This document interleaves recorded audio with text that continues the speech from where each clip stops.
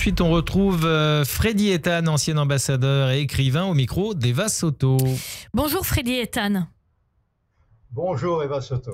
Merci d'être avec nous en direct comme tous les mardis matins sur Radio J. Alors ce qui fait la une de l'actualité bien sûr ce matin, c'est cette rencontre annoncée entre Binyamin Netanyahou et Donald Trump. Rencontre qui devrait avoir lieu lundi et apparemment le président Trump veut la conclusion d'un accord à Gaza pour récupérer les otages. Pourquoi est-ce si important pour le président des États-Unis ? D'abord parce que après la défaite de l'Iran, le démantèlement du Hezbollah et du Hamas, il est temps de mettre un terme à la guerre de Gaza et rapatrier tous les otages. Ce prochain voyage, la semaine prochaine, de Binyamin Netanyahou est, je crois, crucial pour l'avenir d'Israël et l'avenir de tout le Moyen-Orient. Et je crois que Binyamin Netanyahou est actuellement au carrefour du destin. Et donc, ce voyage est non seulement important, mais pourra remodeler complètement la donne géopolitique au Moyen-Orient. Et je pense que Netanyahou, s'il souhaite être l'homme providentiel, l'homme capable de mener à bien le plan de Trump, qui veut dire la fin donc de la guerre à Gaza et de relancer donc le dialogue pour élargir les accords d'Abraham, eh bien, il aura sa place dans l'histoire et donc il aura aussi achevé après tant d'années donc sa mission et il devrait donc après se retirer.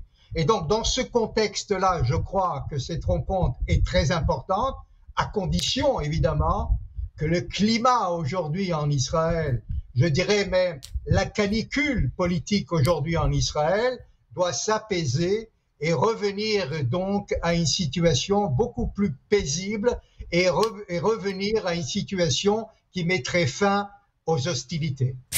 Justement, pour mettre fin à la guerre à Gaza, il semble y avoir pas mal d'obstacles sur la route de Binyamin Netanyahou, puisqu'il y a eu des réunions du cabinet de guerre, il y en a eu de sécurité, pardon, il y en a eu plusieurs, et à chaque fois, la décision est repoussée sur ce qu'il faut faire à Gaza. Comment Binyamin Netanyahou peut s'en sortir pour devenir à la fois l'homme providentiel que vous décrivez, s'il veut rentrer dans l'histoire, selon vous, et composer aussi avec sa coalition? C'est pas facile.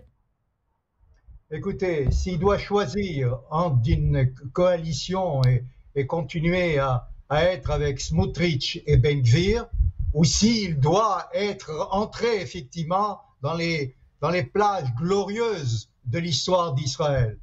Je crois que Binyamin, fils d'historien, comprend l'événement.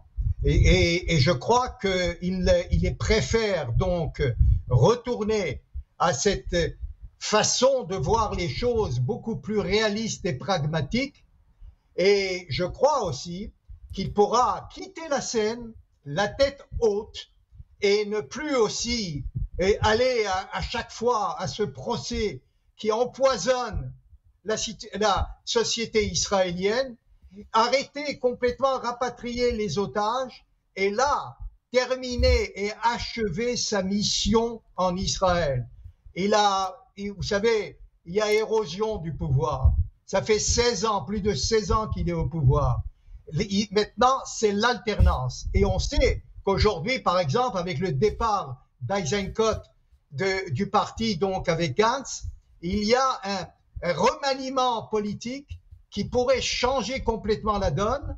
Binyamin Netanyahou commencera et achèvera jusqu'à la fin de l'année donc ce plan. Il mettra sur pied donc ce plan, puis il y aura l'alternance et les autres qui viendront au pouvoir continueront donc la tâche et cette mission qui est unique aujourd'hui et il faut saisir cette opportunité. Saisir cette opportunité d'élargissement des accords d'Abraham, ça veut dire revenir à là où on était avant le 7 octobre, c'est-à-dire signer des accords avec l'Arabie Saoudite, c'est ça ? c'est d'abord la normalisation avec l'Arabie saoudite, peut-être demain avec l'Indonésie, le Pakistan et je dirais même la Malaisie, et puis un accord de non-belligérance avec la Syrie, parce qu'il y a un nouveau régime, bien qu'il était auparavant un terroriste, mais il a changé complètement de politique, il devient un modéré. Donald Trump a annulé les sanctions vis-à-vis de la Syrie. Il peut effectivement ne pas revendiquer donc le retrait d'Israël du Golan syrien et le Golan que nous avons annexé. Donc il y a une possibilité, oui, il y a une le temps est propice pour négocier aussi avec la Syrie et aussi avec le Liban, puisque effectivement on va en reparler. A été démantelé. Merci. Merci beaucoup Freddy Ethan. Le temps nous manque, mais ne vous inquiétez pas, on vous retrouve très vite sur Radio J. Merci beaucoup.